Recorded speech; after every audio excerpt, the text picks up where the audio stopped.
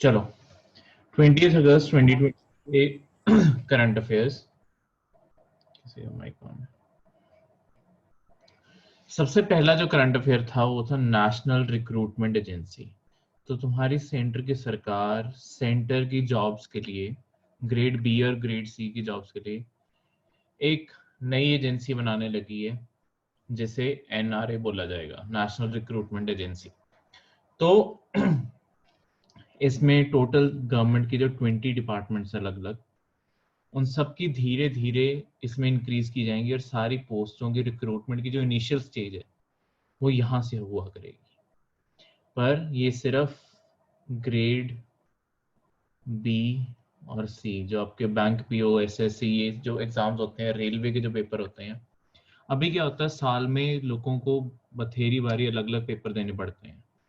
तो सिलेबस सबका सेम है, ग्रेड बी और ग्रेड सी कोई ज्यादा फर्क नहीं आता, सबका सिलेबस सेम है। तो सारा साल एक तरह से एग्जाम्स ही चलते रहते हैं। तो उसे खत्म करने के लिए गवर्नमेंट इस नई चीज के लिए आ रही है कि ग्रेड बी और ग्रेड सी की जितनी भी जॉब्स हैं वो एनआरए के थ्रू हो। इसमें क्या होगा, स्टार्टिंग के लिए अभी के लिए सिर्फ रेलवे स्टाफ, एसएससी की तुम्हारी और बैंकिंग की, ये 3 इंस्टीट्यूशंस लेके आ रहा है एनआरए के अंडर। पर धीरे धीरे सरकार के जितने भी डिपार्टमेंट्स हैं वो इसके अंदर जोड़ते जाएंगे, एनआरए उनका पेपर कंडक्ट करना शुरू करेगी। तो इससे होगा क्या, एक तो कंसिस्टेंसी बनेगी, पेपर पता है कि साल में इसी टाइम आना है, हर साल आना है, ठीक है। दूसरा, एक सिंगल पेपर के जो मार्क्स आएंगे, इसके बाद होगा क्या, मतलब ये एक तरह से इनिशियल स्टेज, पहला पेपर एनआरए जैसे इनमें भी प्रीलिम्स मेंस और ये स्टेजेस होती हैं, इंटरव्यू नहीं होती, सिर्फ प्रीलिम्स और मेंस होती है इनमें क्योंकि ये हाईएस्ट लेवल के पेपर नहीं है गवर्नमेंट के, तो इंटरव्यू तक कैंसिल कर दी गई इनकी।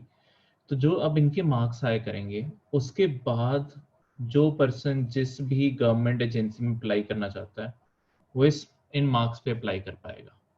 फिर उस गवर्नमेंट का, उस डिपार्टमेंट का अपना पेपर हुआ करेगा। तो स्टार्टिंग के मार्क्स अब एक तरह से कॉमन हुआ करेंगे सबके लिए। और एक बार ही लेट्स सपोज इसमें एक चीज का प्रोविजन जो बहुत ही बेहतर तरीके से दिया हुआ है, जो एक्चुअली बहुत टाइम से स्टूडेंट्स की डिमांड है, ये जो मार्क्स यहाँ पे एनआरए के थ्रू आएंगे ना, ये 3 साल के लिए वैलिड है। एक बारी जो मार्क्स आएंगे वो 3 साल के लिए वैलिड है। तो तुम 3 साल, लेट्स सपोज कोई पहले इसके एग्जाम की तैयारी करे, उसके बाद वो स्पेसिफिक उस गवर्नमेंट के डिपार्टमेंट की एग्जाम की तैयारी करे, तो अगले साल उसका पेपर दे सकता है। तो एक साल में एक स्टेज तक क्लियर करने के ऊपर फोकस बच्चा और ज्यादा बढ़ा सकता है, ठीक है। तो ये 3 साल ऐसे वैलिड रहेंगे स्कोर, पेपर हर साल दिया जा सकता है, जो भी मार्क्स आएंगे वो 3 साल के लिए वैलिड रहेंगे, ठीक है। पर ये यूपीएससी या तुम्हारी सिविल सर्विसेज इनके ऊपर अप्लाई नहीं होता, ये सिर्फ ग्रेड बी और ग्रेड सी की जॉब्स के ऊपर अप्लाई होता है, ठीक है। ये पेपर 12 लैंग्वेजेस में अवेलेबल होगा, मतलब जो कंडक्ट किया जाएगा ये 12 लैंग्वेजेस में कंडक्ट किया जाएगा, ठीक है। क्लियर। तो और इसका सेंटर हर डिस्ट्रिक्ट में सेट किया जाएगा, कम से कम एक डिस्ट्रिक्ट में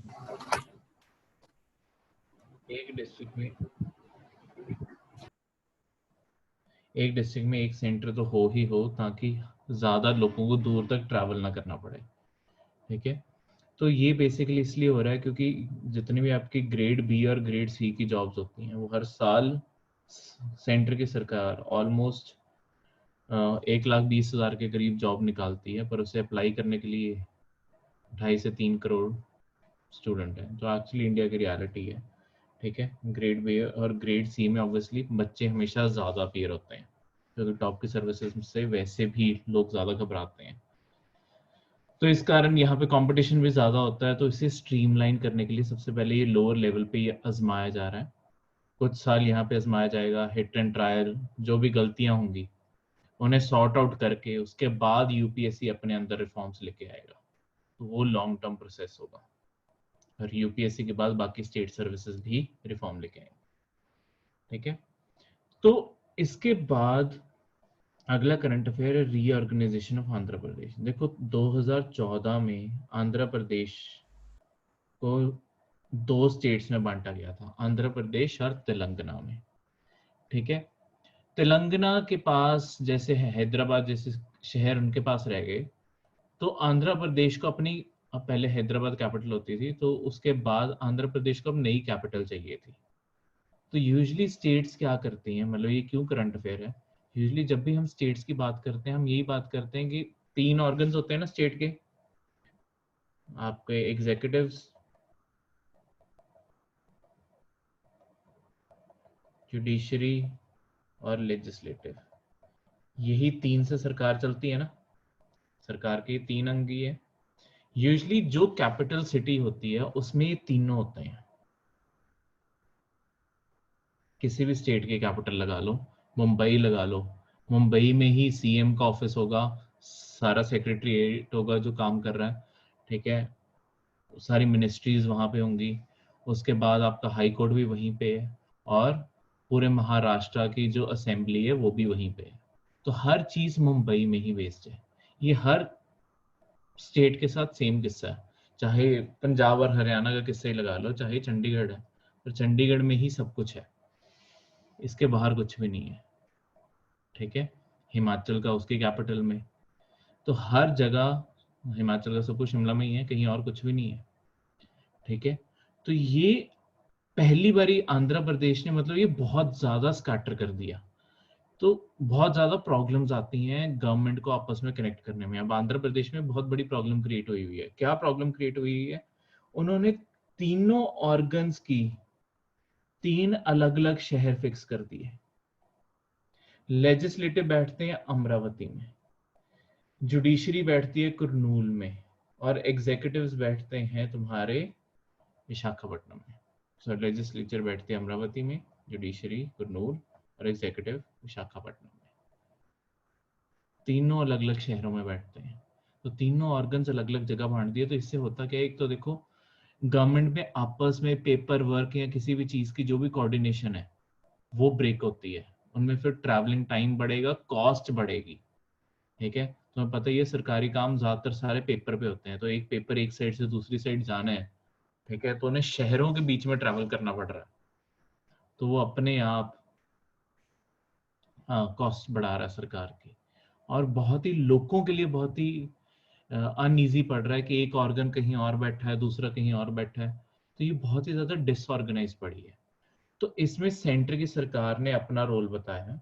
सेंटर की सरकार ने, देखो हम यूनियन एंड इट्स टेरिटरीज जो कॉन्स्टिट्यूशन का पार्ट 1 है उसमें पढ़ते हैं कि सेंटर और उसकी टेरिटरीज में जो रोल है आपके सेंटर का, उसमें ये पावर पार्लियामेंट के पास है कि वो किसी भी स्टेट को, कौन सा आर्टिकल था,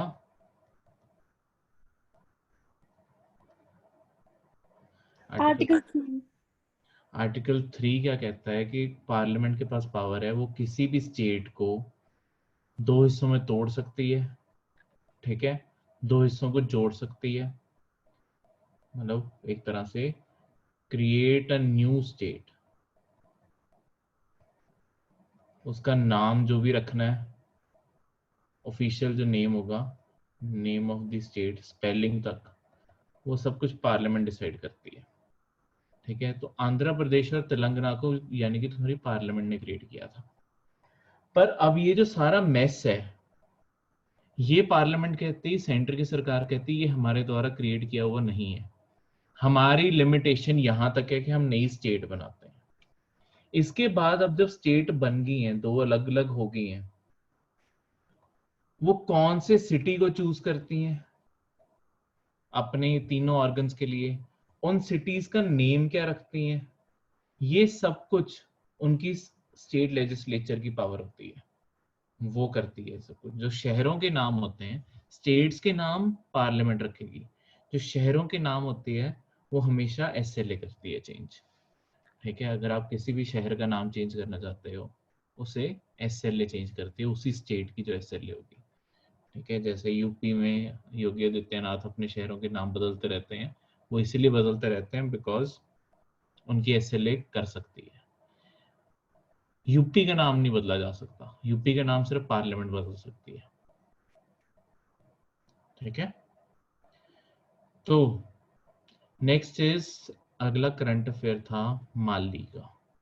अब माली एक तुम्हारा देश है जो अफ्रीका में पड़ता है, स्पेसिफिकली नॉर्दर्न अफ्रीका की साइड पड़ता है, नॉर्थ वेस्टर्न अफ्रीका की तरफ पड़ता है।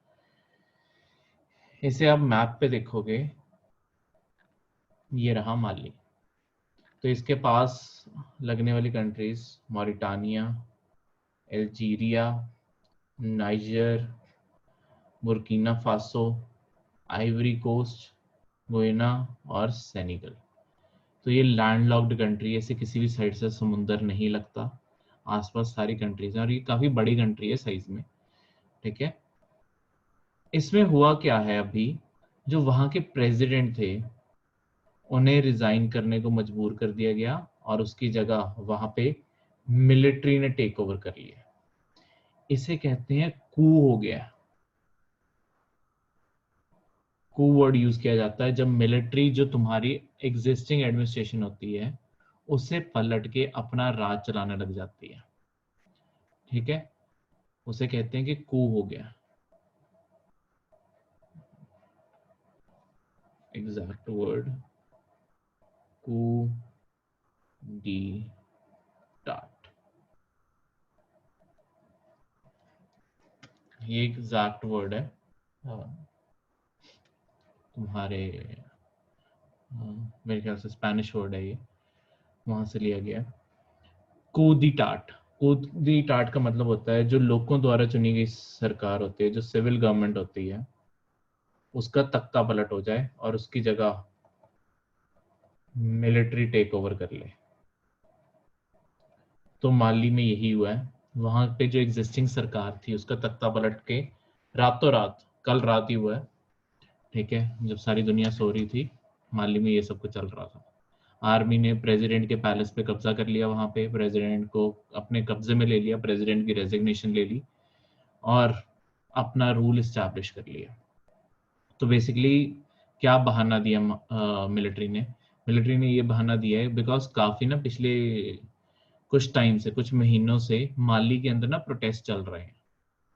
तो वहां पे किस चीज के प्रोटेस्ट चल रहे हैं कि सरकार बहुत करप्ट है, और एक्चुअली लोग प्रेसिडेंट को रिजाइन करने को बोल रहे थे वहां पे। पर प्रेसिडेंट की रेजिग्नेशन का ये मतलब कभी नहीं हो सकता कि मिलिट्री टेक ओवर कर ले। ठीक है, तो यहाँ पे इस कारण इसे गलत बोला जा रहा है। आसपास की सारी कंट्रीज ने बोला है कि उन्होंने, अगर ये चीज नहीं रिवर्स होती तो वो सारा बॉर्डर ट्रेड बंद कर देंगे। और अगर ऐसा होता है, अगर ये सारे अपने बॉर्डर्स बंद कर देते हैं, सिर्फ इधर वाले लगा लो, ये 3 कंट्रीज लगा लो, ये सबसे इंपॉर्टेंट है, इनके साथ समुंदर लगता है। तो यहाँ से कोई सामान बाहर नहीं जा पाएगा, बाहर से कोई सामान माली अंदर नहीं मंगा पाएगा। तो ऑयल, तुम्हारे और खाने की रिसोर्सेज, अफ्रीका में तो बाहर से खाने की भी बहुत ज्यादा सब्सिडीज आती हैं, सब माली में बंद हो सकता है। ठीक है, माली की कैपिटल है बमाको। ये रही। ये तुम्हारी स्टेट सर्विसेज में क्वेश्चन आ सकता है कि माली की कैपिटल क्या है, बमाको। यूपीएससी में क्वेश्चन आ सकता है माली की बॉर्डरिंग कंट्रीज कौन सी हैं, Mauritania, Algeria, Niger, Burkina Faso, Ivory Coast, Guyana और सेनेगल। अफ्रीका का आप मैप भी साथ में देखना, उसमें आपको ये बिल्कुल करेक्टली सेंटर में दिख भी जाएगा और फिर इसके आसपास की कंट्रीज भी दिख जाएंगी। जब पूरे अफ्रीका को एक साथ देखोगे तो बेटर कंटेक्स्ट दिखेगा। ये जूम इन मैप है ताकि हम क्लियरली देख सके। एटलस के अंदर से इसे अलग अलग स्टडी भी, मतलब ऊपर से पूरे अफ्रीका के एज अ होल भी देख सकते हो। तो ठीक है, सो फैक्ट्स फॉर स्टेट सर्विसेज क्या है, कुछ फैक्ट्स, जैसे कि फर्स्ट न्यूक्लियर पावर प्लांट, ये एक बहुत इंपॉर्टेंट फैक्ट है जो पीसीएस, एचएएस, एचसीएस, आरएएस, किसी भी जो स्टेट सर्विसेज के पेपर हैं उसमें खासकर ये आ सकता है। देखो, तुम्हारा जो अरब वर्ल्ड है, मिडल ईस्ट का जो पूरा एरिया है, यहाँ पे इससे पहले कभी न्यूक्लियर पावर प्लांट नहीं बना। इसका एक बहुत ही स्पेसिफिक रीजन है, ऐसा नहीं है किसी ने कोशिश नहीं की। इराक ने एक टाइम बनाने की कोशिश की थी, ईरान बहुत टाइम से बनाने की कोशिश कर रहा है, ठीक है। खैर ईरान तुम्हारा अरब वर्ल्ड में नहीं पड़ता, ईरान के पास है भी। इराक, तुम्हारा सऊदी अरेबिया लगा लो, इनमें से मतलब सिर्फ जितनी भी तुम्हारी मिडिल ईस्ट में कंट्रीज हैं, सिर्फ इससे पहले ईरान इकलौती कंट्री है जहां पे न्यूक्लियर पावर है, बाकी किसी भी कंट्री के पास न्यूक्लियर पावर नहीं है, ठीक है। तो इससे क्या हो रहा था, एक तो ऐसा क्यों था, बिकॉज तुम्हारे वर्ल्ड को लगता था कि यहाँ पे मिलिटेंट्स के हाथ में न्यूक्लियर पावर लग सकती है, यूरेनियम एनरिच्ड लग सकता है, तो वो उससे बॉम्ब्स भी बना सकते हैं। प्लस ये डर होता था, जैसे कि जब सदाम हुसैन की रिजीम थी, बेसिकली उन्होंने कोशिश की थी इराक में न्यूक्लियर पावर लाने की, फ्रांस उनकी हेल्प कर रहा था बनाने में, पर इराक न्यूक्लियर पावर के नाम से कि हम पावर बनाना चाहते हैं, बॉम्ब नहीं बनाना चाहते, पर सबको पता था सदाम हुसैन लॉन्ग टर्म में ऐसा भी हो सकता है कि बॉम्ब भी बनाने लग जाए। ये सारे अरेबियन कंट्रीज का सबसे ज्यादा जिसे थ्रेट है था, वो था इजराइल। तो इजराइल ने क्या किया था, सारी इजराइल और इराक के बीच में काफी गैप है, कंट्रीज पड़ती हैं बीच में, इजराइल ने अपने फाइटर जेट्स भेज के जहां पे इराक का न्यूक्लियर पावर प्लांट बन रहा था अभी, उसे बॉम्ब से उड़ा दिया। पहले जो बिल्डिंग थी, मतलब अभी अंदर यूरेनियम नहीं था, उसे ही बॉम्ब से उड़ा दिया, ताकि क्लियर सिग्नल के तौर पे कि हम इस रीजन में कहीं पे भी न्यूक्लियर पावर नहीं आने देंगे। इजराइल के पास न्यूक्लियर पावर है, इजराइल के पास तो न्यूक्लियर वेपन्स भी हैं, ठीक है, पर वो किसी और के पास उन्होंने कभी कैपेबिलिटी नहीं बनने दी। यूएई अब पहला अरब देश है जहां पे ये बन रहा है। ऐसा क्यों है, इजराइल को क्यों ऑब्जेक्शन नहीं है, बिकॉज इस यूएई पहली कंट्री भी है अरब कंट्रीज में से जिसने इजराइल के साथ अपने डिप्लोमेटिक रिलेशन एस्टैब्लिश किए हैं। डिप्लोमेटिक रिलेशंस क्या होता है, ये क्या वर्ड्स यूज करी जा रहा हूं मैं,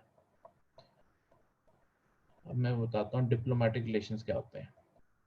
देखो, ऐसा नहीं होता कि दुनिया में जितनी भी कंट्रीज एग्जिस्ट करती हैं, हर कंट्री दूसरी कंट्री को रिकॉग्नाइज करे कि हाँ ये भी एक देश है, ठीक है, ये भी एक देश है, यहाँ पे एक लेजिटिमेट सरकार है।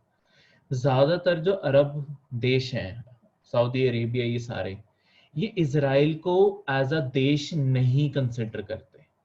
ये चाहते हैं कि इजराइल खत्म होके इसकी जगह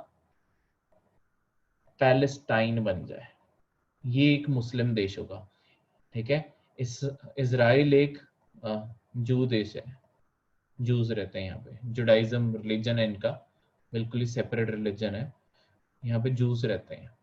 वो चाहते हैं कि ये पैलेस्टाइन की यहाँ पे देश बने, पैलेस्टाइन बिकॉज क्योंकि इजराइल के एरिया में कुछ मुस्लिम्स भी रहते हैं, तो वो चाहते हैं मुसलमानों का देश बने, ठीक है। तो इस कारण ये सारे इसे रिकॉग्नाइज नहीं करते कि इजराइल कोई देश होना नहीं चाहिए। इस कारण उन्होंने कभी इजराइल में अपनी एम्बेसीज नहीं खोल ली, उनके कभी वहां पे डिप्लोमेट्स एम्बेसडर कभी वहां पे रहे नहीं है, ठीक है, कोई प्रेजेंस नहीं है अरब वर्ल्ड की वहां पे।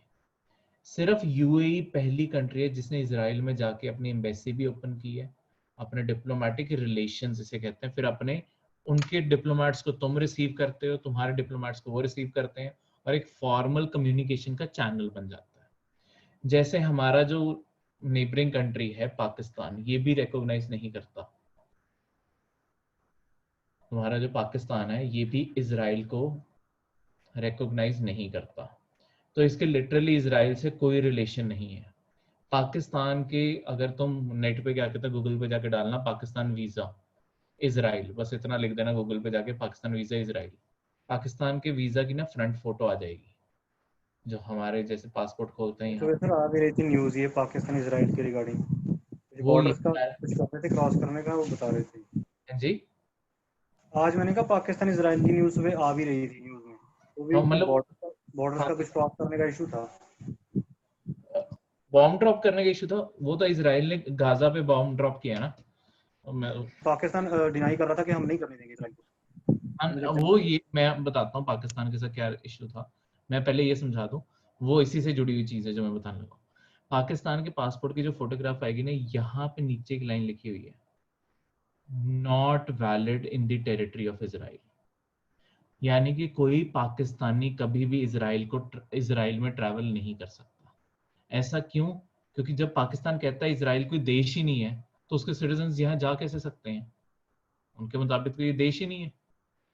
ठीक है, तो इस कारण कोई पाकिस्तान कभी इजराइल में ट्रैवल नहीं कर सकता। अभी रिसेंटली बिकॉज ये यूएई ने रिलेशन एस्टैब्लिश किए हैं और ये सारा ऐसे सिस्टम अब दिख रहा है, यूएई इजराइल की तरफ लीन इन कर रहा है, और अब माना जा रहा है धीरे धीरे सऊदी अरेबिया भी शायद इजराइल को रिकॉग्निशन दे दे। अगर सऊदी अरेबिया ने रिकॉग्निशन दे दी तो एक तरह से पूरे अरब वर्ल्ड ने रिकॉग्निशन दे दी, फिर तो यमन, ओमान, बहरीन, ये सारे भी रिकॉग्निशन दे देंगे। ठीक है, तो इसके चलते हुए पाकिस्तान की जो आज न्यूज थी वो यही थी कि पाकिस्तान ने कहा है कि हम इजराइल को रिकॉग्निशन नहीं देंगे। पर ये मान के चलो, जिस दिन सऊदी अरेबिया ने रिकॉग्निशन दे दी, पाकिस्तान को कुछ साल लगेंगे पर पाकिस्तान भी इजराइल को रिकॉग्निशन दे देगा, क्योंकि वो तो है ही इनका चमचा, इनके पैसों में पलता है। या पाकिस्तान इनके पैसों में पलता है या चाइना के पैसों में पलता है। तो जो सऊदी अरेबिया बोलेगा, अगर सऊदी अरेबिया के हक में है कि इजराइल को रिकॉग्निशन मिले, तो सऊदी अरेबिया सबको बोलेगा कि रिकॉग्निशन दो। जो सऊदी अरेबिया कहता है वही पाकिस्तान करता है। पाकिस्तान का अपना कोई दीन ईमान नहीं है। ठीक है, पाकिस्तान ने ये अपने पासपोर्ट पे भी इसलिए लिख के रखा है ताकि सऊदी अरेबिया कभी ऑफेंड ना हो, क्योंकि पैसे ही यहाँ से आने हैं। ठीक है, वो उस दिन हटा देंगे अपने पासपोर्ट से। तो स्टेट सर्विसेज में जो क्वेश्चन आ सकता है वो ये आ सकता है कि किसी का माइक ऑन है, चेक कर। हाँ, पाकिस्तान में सॉरी, तो मैं स्टेट सर्विसेज में जो क्वेश्चन आ सकता है, पाकिस्तान का इशू खत्म हुआ। स्टेट सर्विसेज में जो क्वेश्चन आ सकता है कि पहला nuclear power plant Arab world का कहाँ लगा है? कंट्री यूएई है, प्लांट है बराक न्यूक्लियर पावर प्लांट। दिया ना था। ठीक है, बराक उसका आंसर होगा, तो ये चीज याद रखना। सर यूएई ਵਿੱਚ ਲੱਗਿਆ हाँ जी, ਫਿਰ ਇਜ਼ਰਾਈਲ ਦੇ ਨਾਲ ਆਪਾਂ ਕਿਉਂ ਇਨ ਕਰ ਰਹੇ ਸੀ? ਸੌਰੀ ਸਰ, मेरे ਵਿੱਚ नेटवर्क खराब हो गया, ਮੈਨੂੰ पूरा ही सुन नहीं हुई न्यूज़। कोई बात नहीं, अब तुम इसका रिकॉर्डिंग देख लेना क्योंकि तुमने पूरी राम कहानी मिस की है। ठीक है सर। ठीक है, इजराइल अपना बहुत ਵਧੀਆ ਦੋਸਤ ਹੈ ਇੰਡੀਆ ਦਾ, ਪਾਕਿस्तान ਨਾਲ ਦੱਸ ਰਹੇ ਸੀ। हाँ, मतलब मैं बाकी उसकी बैक स्टोरी बताइए कि न्यूक्लियर पावर प्लांट वैसे क्यों नहीं तुम्हारे अरब वर्ल्ड में लगते थे। अब वो पूरी राम कहानी खत्म हो गई है, तो मैं शुरू करूंगा तो मतलब पूरा करंट अफेयर जिस ठीक है, कोई नहीं, मैं रिकॉर्डिंग देख लूंगी। Sir any impact on India?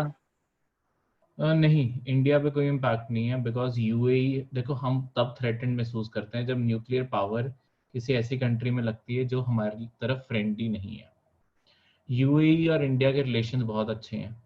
ठीक है, वन ऑफ द फाइनेस्ट अगर मैं बोलूँ तुम्हारे अरब वर्ल्ड में किसी के साथ है वो यूएई के साथ ही है। ठीक है, तो इस कारण हमें कोई थ्रेट नहीं है इससे। और ओवर द टाइम हमारे ज्यादातर अरेबियन कंट्रीज के साथ रिलेशन अच्छे हो गए। एक टाइम पे वो सारे फेवर करते थे पाकिस्तान को, अब इंडिया को वो ऑलमोस्ट इक्वल ट्रीट करते हैं। पहले तो वो पाकिस्तान के साथ ही झुके हुए थे, मतलब कश्मीर इशू पे बहुत ज्यादा बोलते थे, हर चीज पे बोलते रहते थे। जो पाकिस्तान बोलता था वही ये बोलते थे। ठीक है, बिकॉज ब्रदरहुड दिखाते थे, इस्लामिक ब्रदरहुड कहते हैं इसे। वो क्योंकि इंडिया की इकोनॉमिक पावर ग्रो कर रही है वो, और इन्हें अपना तेल बेचना है इंडिया को। ठीक है, तो इन्होंने कहा पाकिस्तान को करो साइड पे, तेल बेचो बस। तो इस कारण सारे का सारा अरब वर्ल्ड अब ज्यादातर इश्यूज पे चुप रहता है और इंडिया के साथ एक्चुअली रिलेशंस बेटर कर रहे हैं वो अपने। स्टेटस और कूडी टाट सेम होता है? क्या स्टेटस और कूडी टाट सेम होता है? नहीं नहीं, स्टेटस को जो वर्ड है ना, स्टेटस को का मतलब है कि जो जैसा है उसे वैसा ही रहने दो, same situation. Same circumstances, same situation, बस जैसा जो है उसे वैसा ही रहने दो, ठीक है। कुछ चेंज करने की जरूरत नहीं। कूद ही टाट का तो मतलब है कि फौज ने टेक ओवर कर लिया, वो तो सारी फिर स्टेटस ही चेंज हो गया। स्टेटस को का मतलब है बस जो जैसा चल रहा है चलने दो। स्टेटस को वहां पे वर्ड यूज किया जाता है कि स्टेटस को मेंटेन करो। जैसे लेट्स सपोज कोई भी किसी कंट्री में बॉर्डर डिस्प्यूट होते हैं, इंडिया चाइना का इशू ही लगा लो, बार बार तुम हमेशा देखना जो एक दूसरे के अगेंस्ट वर्डिंग्स ये जारी करते हैं, हम बयान जारी करते हैं, चाइना बयान जारी करता है, या कोई फॉरेन की कंट्री अपना कोई व्यू पॉइंट प्रेजेंट करना चाहती है, वो यही बोलते हैं इंडिया चाइना को स्टेटस को मेंटेन करना चाहिए या प्रीवियस स्टेटस को पे जाना चाहिए। जैसे चाइना थोड़ा सा जो आगे मूव कर रहा है, सूरज माइक माइक जो हाँ, जो ये एरिया जैसे चाइना ने थोड़ा सा इस टाइम इंडिया के अंदर बॉर्डर इंट्रूजन हुई हुई है, चाहे हमारी मीडिया बिल्कुल चुप हुई हुई है, ठीक है, पर चाइना पता ही है कि घुस के बैठा है इंडिया के कुछ टेरिटरी में और हम कुछ नहीं कर रहे हैं। तो बार बार इंडिया यही बोल रहा है कि हमें मई से पहले जो स्टेटस को था हमें उस पर जाना है वापस, कि वापस चले जाओ, सेम बॉर्डर जो पहले एलएसी थी वही रिस्टोर हो जाए,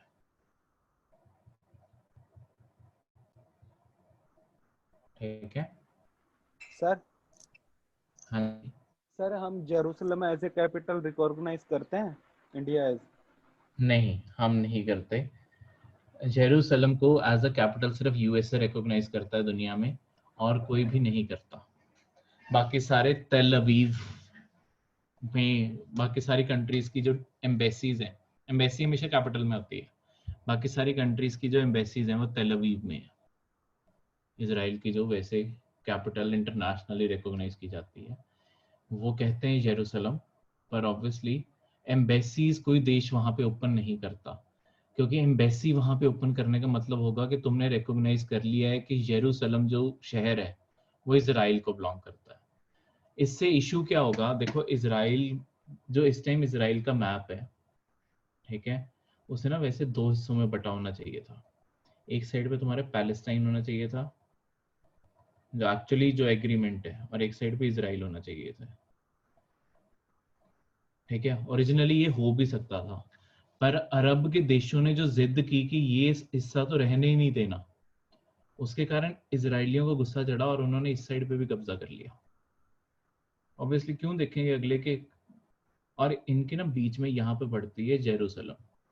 जेरूसलम को 50 शहर को 50% बांटना था, बिकॉज जो जेरूसलम है वो शहर तीनों रिलीजन्स के लिए बहुत इंपॉर्टेंट है, क्रिश्चियनिटी के लिए भी, तुम्हारे जूस के लिए भी, जुडाइज्म जो मानते हैं, और तुम्हारे इस्लाम के लिए भी, ये तीनों के लिए इंपॉर्टेंट है। तो तीनों, तो पैलेस्टाइन चाहता था इस्लाम के इंपॉर्टेंस के लिए कि हमें मिल जाए, वो चाहते थे जुडाइज्म के इंपॉर्टेंस के लिए हमें मिल जाए, और क्रिश्चियनिटी वैसे तीसरा रिलीजन है, उसका यहाँ कोई से नहीं है। पर ये शहर को आधा आधा बांटना था, फिर दोनों साइड यही कैपिटल बन जाती, पर बिकॉज पैलेस्टाइन अब एग्जिस्ट ही नहीं करता मैप पे, अब सिर्फ इसराइल ही एग्जिस्ट करता है, तो बाकी सारे इस कंट्रोवर्सी में नहीं पड़ना चाहते जब तक ये पैलेस्टाइन और इसराइल का इशू सॉल्व नहीं हो जाता। इसी कारण इसराइल की जो एम्बेसीज हैं वो तल अवीव यहाँ पे पड़ता है शहर, यहाँ पे खुली हुई है।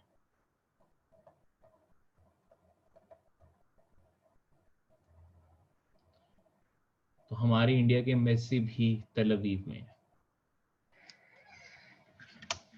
ठीक है।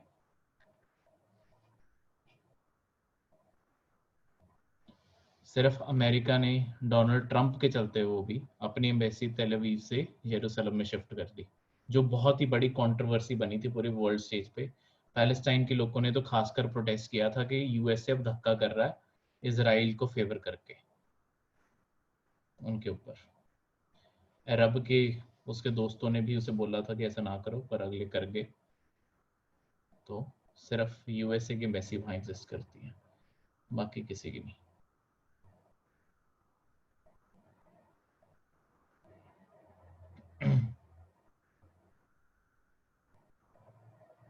क्लियर है?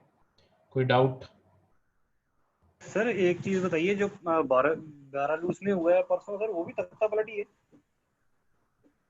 किसमें? बेलारूस में जो आपने पढ़ाया था परसों। नहीं, बेलारूस में तख्ता पलट नहीं हुआ। बेलारूस में तो ये लोगों ने प्रोटेस्ट किया है, वहां पे तो लोग प्रोटेस्ट कर रहे हैं, मिलिट्री ने तो कुछ भी नहीं किया। लोगों ने उनको कर लिया है, अरेस्ट कर लिया है वहां पे, प्रेसिडेंट और पीएम को। नहीं नहीं, वो फिर कूद टाट स्पेसिफिकली तब बोला जाता है जब फौज आ जाती है। वहां पे लोगों ने पब्लिक बिल्डिंग्स हर जगह को घेर के रखा हुआ है कि हम चाहते हैं कि प्रेसिडेंट रिजाइन करे, इलेक्शन दोबारा से हो। ठीक है, वहां पे देखो, डेमोक्रेसी का बेसिक प्रिंसिपल है पावर लोगों के पास होनी चाहिए। यहाँ पे लोग हॉस्टाइल बना के बैठे हैं, और हाँ चलो सिचुएशन टेंस है, पर इसे तुम कू नहीं कहोगे, क्योंकि यहाँ पे वीरेंद्र जी आपका माइक ऑन है। हाँ, तो यहाँ पे आप कभी ये नहीं कहोगे कि कू हुआ है। कू में हमेशा फौज सारी एडमिनिस्ट्रेशन, सारे प्रोटेस्ट सबको कुचल देती है, क्योंकि आर्मी जब आएगी वो गोलियां गोलियां सब कुछ यूज करेगी अपना ऑर्डर मनवाने के लिए। तो यही वो होता है कूद डाट। तुम्हारे आम जो मतलब कैपिटल शहर होता है उसके अंदर टैंक्स भी घुस आते हैं। ठीक है, तुम्हारे हर टाइप के वेपन्स डिप्लॉय कर दिए जाते हैं कि अगर कोई भी प्रोटेस्ट करेगा गोली मार दी जाएगी। यही रूल है जहां पे अब फौज ही रूल करेगी, होता है कूद डाट।